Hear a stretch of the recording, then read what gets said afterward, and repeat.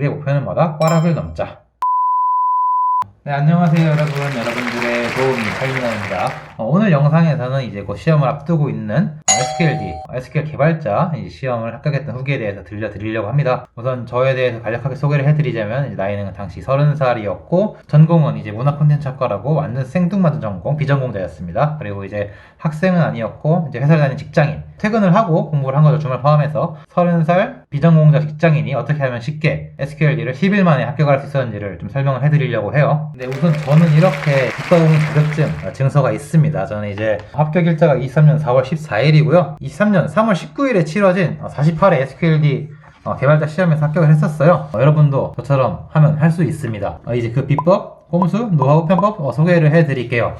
우선 가장 먼저 앞서서 이 시험을 치려면 여러분들이 평상시에 쓰던 그런 언어들이 아니거든요. 어렵고 낯설어요. 그런데도 이제 좀 공부를 지속해서 하려면 동기부여가 돼야 되는데, 그럼 이제 우선 SQLD를 따야 되는 이유에 대해서 한번 설명을 해드릴게요. 제 입장에서 봤을 때 저는 우선 올해 초에 약간 회사 생활 현타가 좀 많이 와서 이직을 하고 싶었어요. 그러다 보니까 이제 좀 리멤버라든지 사람인 그렇게 약간 좀 경력직 공고들을 보게 되고, 제가 하고 있는 브랜드 마케팅이라든지 약간 제휴 마케팅 그런 것들에 대해서 좀 공고를 보는데, 많은 공고들이 우대 조건으로 SQL을 사용할 줄 아는 사람들을 뽑더라고요. 가로치고 이제 SQLD 자격증 보유자, 아니면 직접 이제 데이터베이스에서 데이터를 추출하여서 그러니까 인사이트를 도출할 수 있는 사람, 이런 식으로 약간 설명이 되어 있는데, 그렇게 하다 보니까 이런 데이터를 할 줄 아는 게 필요하겠구나. 단순히 데이터를 분석하는 걸 넘어서 데이터베이스에서 추출하는 능력을 내가 갖추고 있어야지 약간 좀 더 경쟁력이 되겠다, 그런 생각이 들어가지고 그럼 SQLD를 먼저 따보자 라는 생각으로 이제 SQLD 준비를 하게 됐습니다. 우선 제가 SQLD 시험을 준비할 때 사용했던 교재는 이 유선배 SQL 개발자 과외노트라는 교재였어요. 가격은 23,000원이고요. 이제 회사 코치를 통해서 무료로 저는 구매를 했습니다. 홍보 이런 거 아니고. 이 교재의 장점은 얇고요.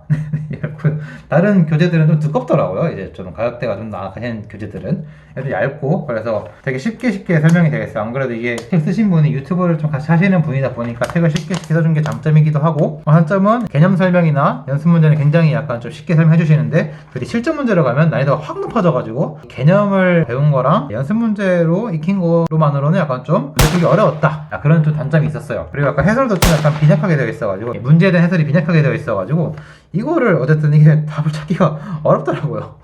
네, 그래서 교재를 써야 될지 고민이신 분들은 이 교재를 써도 좋고, 아니면 다른 교재를 쓰셔도 좋고. 근데 우선 제가 설명해드리고자 하는 공부법으로는 좀 얇은 교재, 이런 책이 좋습니다. 저는 어떻게 공부를 했냐? 퇴근을 하고 집에 오면 7시였어요. 7시에 이제 와서 밥을 먹고 8시가 되거든요. 8시부터 이제 11시 반까지 3시간 반을 공부를 했어요. 10일 동안. 주말 이틀 동안은 이제 또 반나절 정도는 공부를 한 것 같고, 하루 종일 못 하겠더라고요. 이제 나이가 드니까. 그렇게 했고, 어떻게 했냐?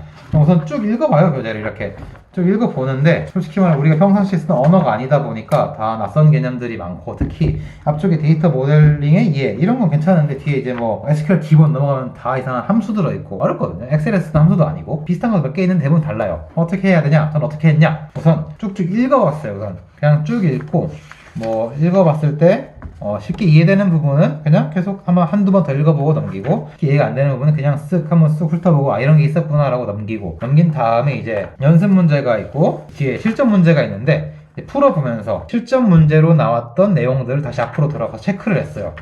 이 문제에 나온 개념은 이거구나 라고 해서 이 개념과 실전 문제들을 약간 연결시키는 역할을 했던 것 같아요. 그래서 제 목표는 문제로 나왔던 것들에 대한 개념들은 확실히 익히고 가세요. 이 책들은 다 못 외울지언정, 왜냐면 10일 만에 다 못하거든요. 이거 내가 평상시 쓰는 말들도 아니고. 그래서 제 루틴은 뭐냐? 우선 이론을 읽고 문제를 풀어보고, 문제를 풀 때도 이제 단순히 그냥 암기해서 풀려고 하지 말고 앞에 계속 봐가면서 이렇게 풀고 답을 맞춰보고, 해답지를 보면서 정답 체크를 할 때 단순히 맞다 틀리다만 하는 게 아니고 해답지 내용 그대로 옮겨 적고, 연습 문제를 보면서 공부를 한 거죠. 이 문제는 이런 거구나 라고 해서, 이제 앞에 개념들이 정말 많은데 개념들 다 외울 수가 없으니까 문제에 주로 나오는 것들에 대해서만 확실하게 외우자가 전략이었어요. 그래서 실제로 이제 연습 문제나 실전 문제가 많다 보니까 중복되는 주제들이 많이 나오는 게 있거든요. 그러면 본능대로 알게 돼요. 이게 중요한 주제라서 지금까지 여러 번 나왔구나, 문제가 실제로 기출문제로도 많이 나왔구나, 그럼 이거는 꼭 알고 가야겠다 라고 한 게 이제 저만의 공부법이었고, 제가 이래서 ADSQ도 이렇게 땄고 SQL도 이렇게 땄고, 그리고 저번 영상 소개해드리겠지만 빅데이터 분석기사 필기도 이렇게 땄어요. 다 짧은 공부 기간으로 공부를 했는데, 이론 슬쩍 보고 문제 보고 문제에 나오는 이론을 매칭시켜보고 자주 나오는 문제 유형과 개념들은 이제 외우기 그런 식으로 해가지고 딱 합격 선만 넘기자가 제 목표였기 때문에 만점 받을 필요 없거든요. 따면 돼요, 솔직히 이거는. 그렇기 때문에 만점이 목표가 아니고 그냥 합격이 목표 하시는 분들은 저처럼 편법 같은 공부 방법을 하는 것도 좋을 것 같습니다. 추천드리고 싶어요. 직장인분들, 학생분들, 통근하시는 분들, 통학하시는 분들 꿀팁을 드리자면 밤에 교재를 보고 공부를 했잖아요. 다음날에 일어나서 솔직히 공부하기 싫잖아요. 회사도 가야 되고 학교도 가야 되고. 그러면 어떻게 하냐? 출근할 때 유튜브에서 SQLD라고 검색하면 정말 많은 강의들이 나오거든요. 그중에서 내가 어제 공부했던 것들을 틀어서 그냥 에어팟에서 꽂고 소리만 들으면서 출근하세요. 출근하다 보면 이제 어쨌든 내가 빗속에서 계속 이제 강사님이 강의를 해주실 거 아닙니까? 근데 이제 어제 내가 공부했던 부분들이 다시 말씀해 주시는 게 있을 거고, 그럼 그게 약간 무의식적으로 반복 학습이 되더라고요. 복습할 때 쓸 시간을 좀 많이 아낄 수 있었고, 그 부분은 제가 좀 진도를 나갈 수 있었고, 그래서 제가 10일 만에 SQLD를 딸 수 있지 않았나 생각이 듭니다. 전 이 방식도 굉장히 괜찮았어요. 하루 종일 시간 투자하면 좋지만 직장인이라는 게 회사 일도 해야 되고 회사 일 외적으로 할 게 되게 많잖아요. 내일 짜투리 시간을 활용해서 복습을 하되 내가 좀 더 힘을 덜 들일 수 있는 복습 방식이 유튜브 강의를 소리만 듣는 거였거든요. 전날 공부를 한 범위에 대해서. 이 부분은 제가 참 유용하게 사용했었어가지고 이것도 제가 SQLD랑 ADSP랑 빅데이터 분석해서 필기 세 가지 시험 볼 때 활용했던 방식인데 저는 분명히 도움을 받았기 때문에 여러분들께도 좀 추천을 해드리고 싶은 방식입니다.